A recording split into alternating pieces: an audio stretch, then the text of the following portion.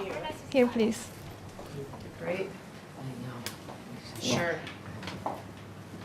So how long have you been here in China? Let's see, today's Monday. I got here Saturday night. So how long have you been in New York? 7 years. 7 years. But Yeah. did you grew up in China? Yeah, I grew up in China. Okay. And I went to Seattle to see the foundation, the museum. I love the museum. Thank you. Yeah. I had a big hand in creating that. Yeah, I really like the museum. Thank yeah. you. 她是世界上最会花钱的女人，操盘着全球最大的私人慈善基金。她被誉为第一慈善夫人。从首富背后的女人蜕变为慈善事业合伙人，她是梅琳达·盖茨，微软创始人比尔·盖茨之妻，更是丈夫慈善生涯的最佳拍档。That's the moment that change is born. We are willing to take risks, and so we get failures. So if you'd asked Bill or me 10 years ago, would we have an HIV/AIDS vaccine by now? We would have said yes, and we don't. 他的慈善事业受到股神巴菲特的鼎力相助，获得对方价值超过300亿美元的股票捐赠。身负信任与责任，他如何负重前行？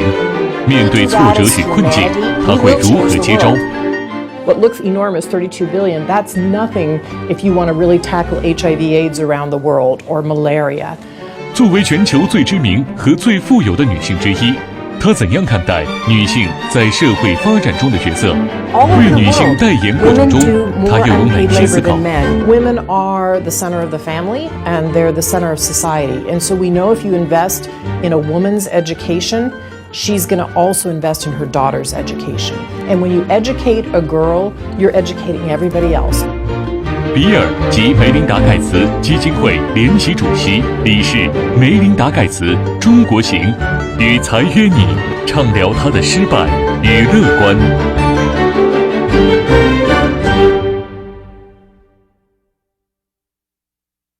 First of all, I'd like to know how you became Melinda, today's Melinda.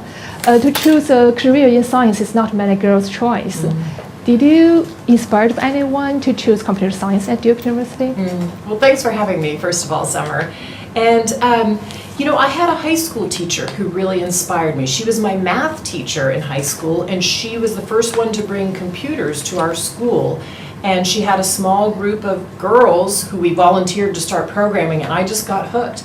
And she was a mom who was getting her own PhD at night, and she was single and raising 3 boys on her own.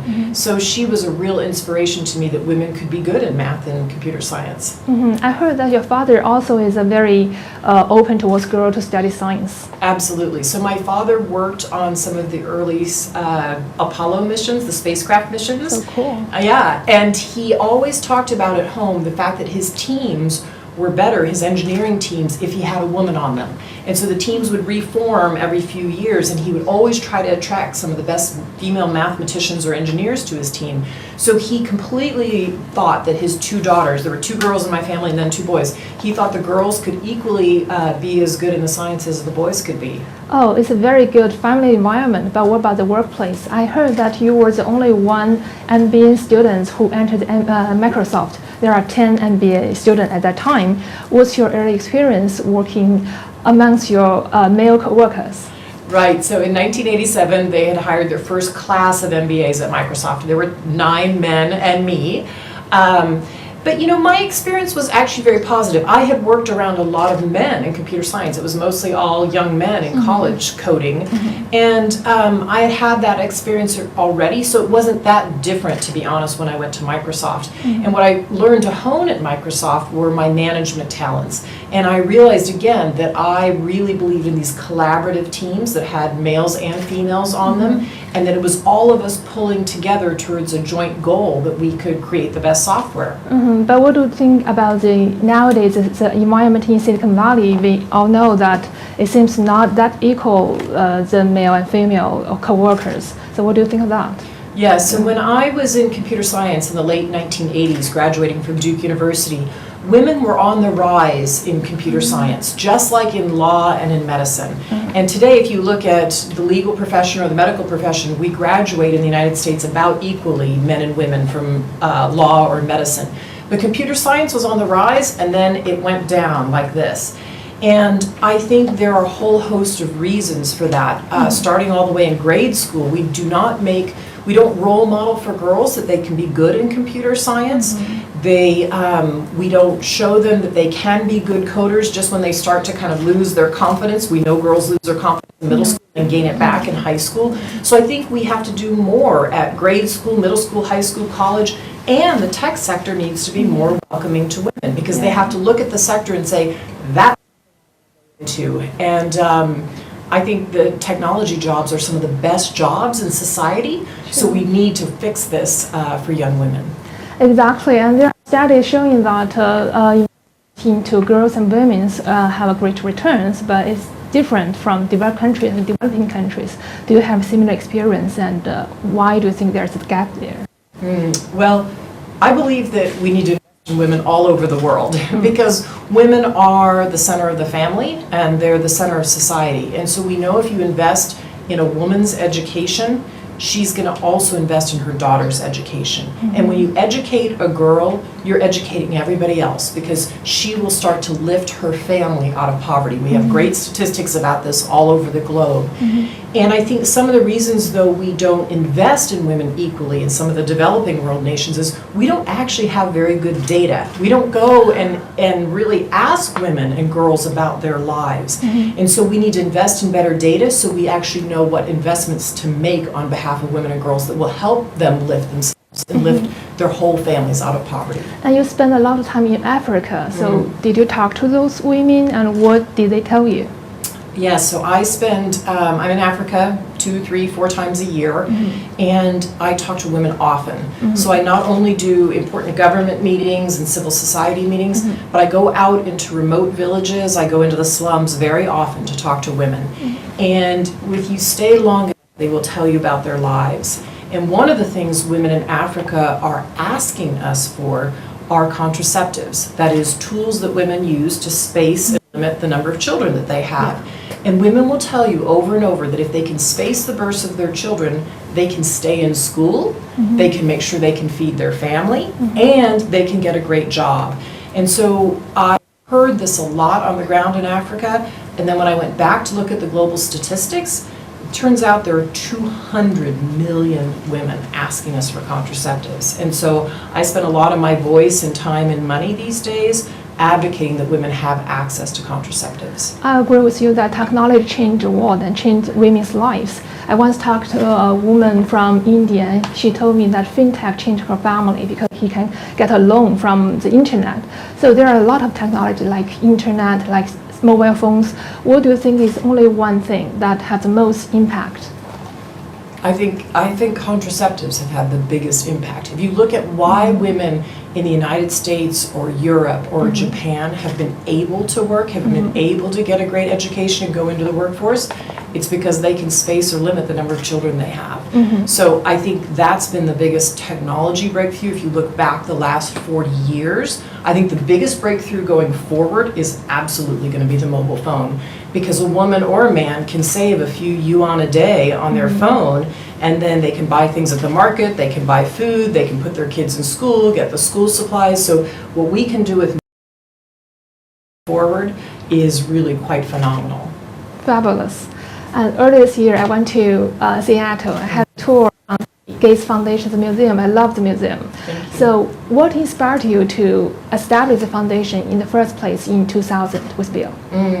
Well, it was really the first trip to Africa that Bill and I took. We took together, and we went really for a safari, which we had a lovely time and fell in love with the animals in the savannah. But it was really the people. We came back inspired by the people, and we started to ask ourselves some questions about why is it that people can grow up in a certain way in the United States or in China or in Europe, but they can't grow up that way in Africa.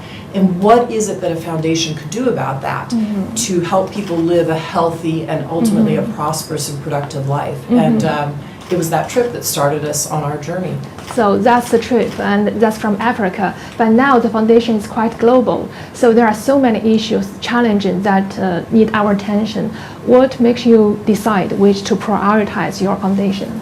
Well, we look at where the biggest, what we call death and disability happen in the world, And that's where we focus, because if you can start with a healthy life, you then have the chance to lift yourself out of poverty. You then can grow the right things, hopefully on your farm. With fintech, you can hopefully, start to save a few yuan on your phone. But if you don't start with a healthy life, you can't go on to get a great education or to get a great job.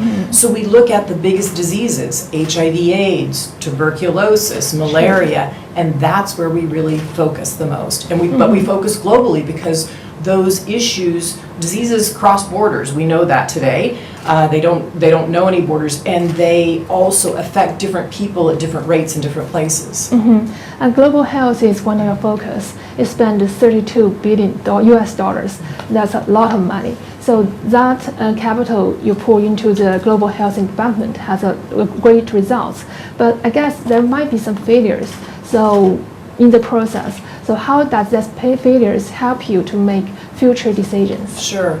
Well, I think the first thing that's important to understand about philanthropy is that all philanthropy can do is be what we call a catalytic wedge.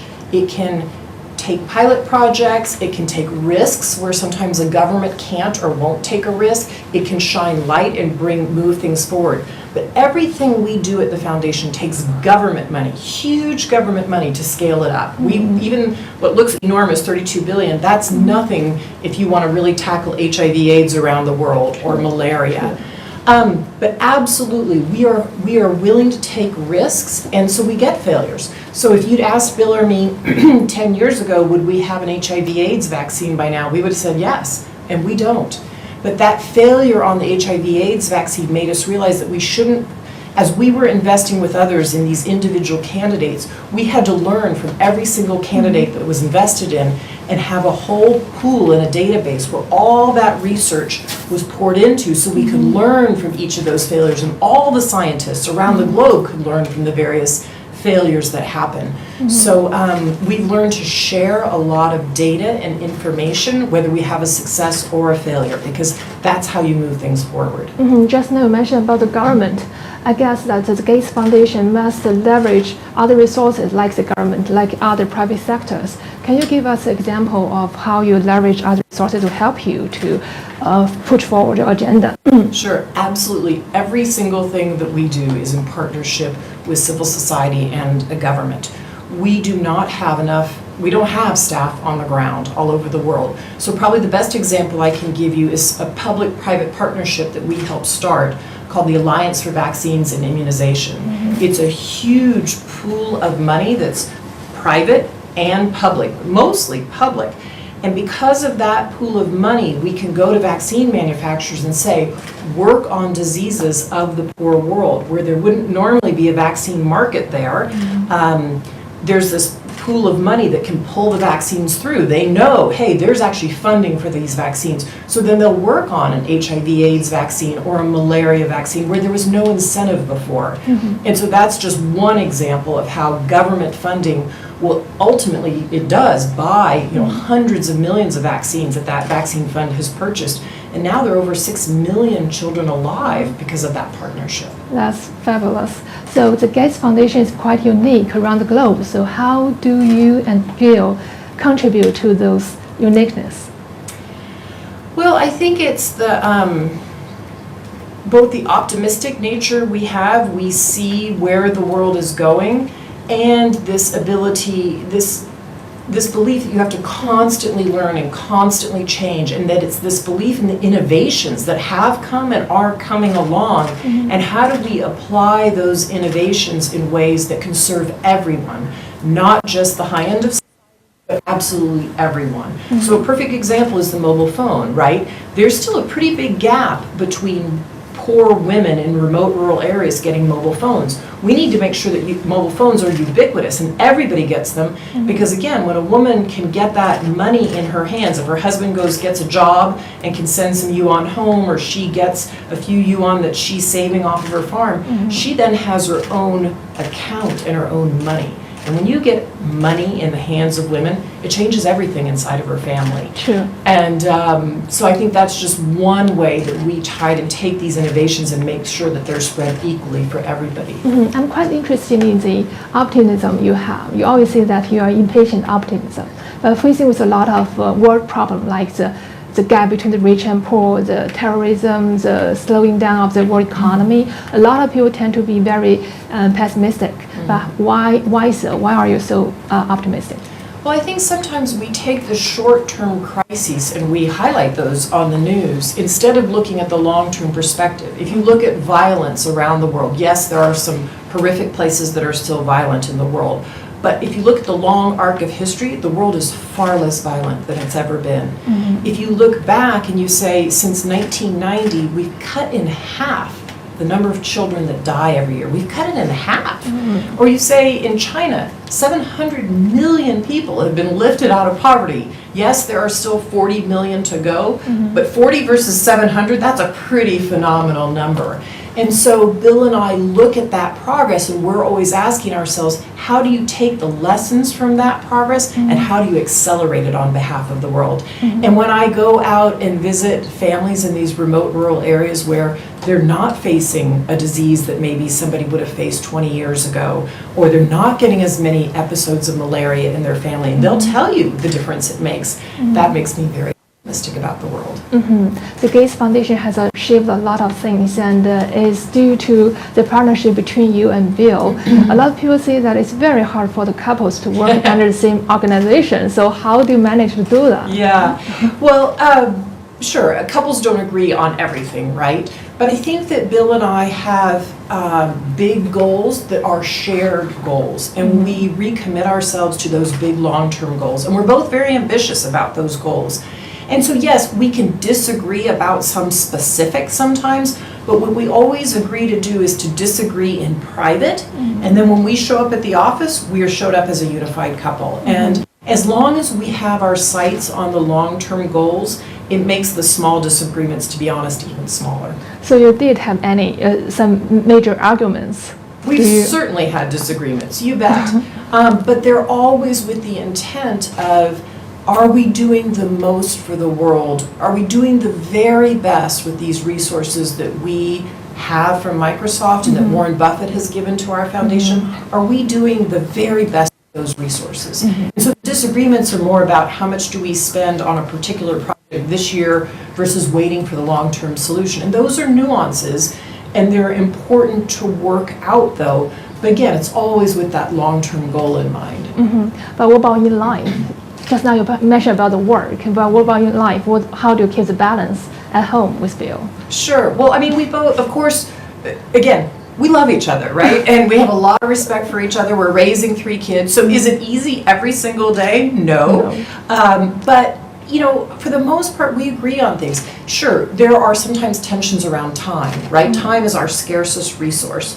So if I feel Bill is traveling too much, or he feels like maybe I'm not taking the right number of meetings, or I'm traveling too much, we can disagree about that. But we always try to step back and look at our calendar as a whole, because it helps us drive our family forward in our goals and what we want to do. It is said that Bill talked a lot about science during your dating time. Is that true?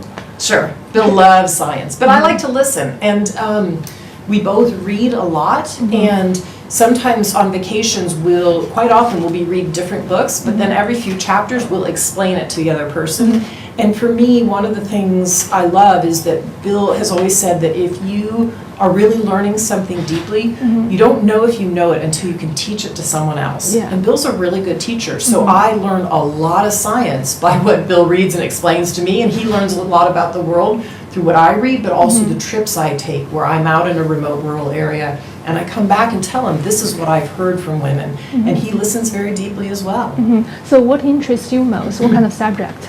Like the women's subject? Or? For reading Yeah, or for for my reading. work? Oh, for reading, I love to read cultural fiction because I feel like I really learn deeply about a place if you're reading the fiction of that place. So quite often if I'm, say for instance in India, I'll be reading cultural fiction about India, or cultural fiction if I'm in Africa. How does those books, both what you read and what Bill's read, help you to build the foundation? Oh, I think it helps us have huge perspective, because any of these scientific innovations that we are trying to move and push forward for the world, you have to remember you can have the very best science tool, But if a woman won't accept putting those polio drops in her child's mouth or that vaccine in her child's arm or in her arm, that best science is going to sit on the shelf. And so understanding the cultural perspective and how do you work with civil society and with parents in a culture so that they choose to take these tools up, that's vitally important. And so we both come at it from these two angles and merge them together, and I think that helps benefit the work and move it forward.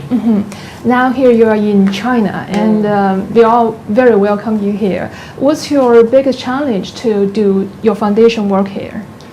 Well, I wouldn't say it's a challenge. I would say the biggest thing about working in China is making sure that we're supporting China's goals. So President Xi Jinping has this huge goal for poverty alleviation. He talks very passionately about it. He did with Bill and me when he was in Seattle in 2015. And we want to support that work.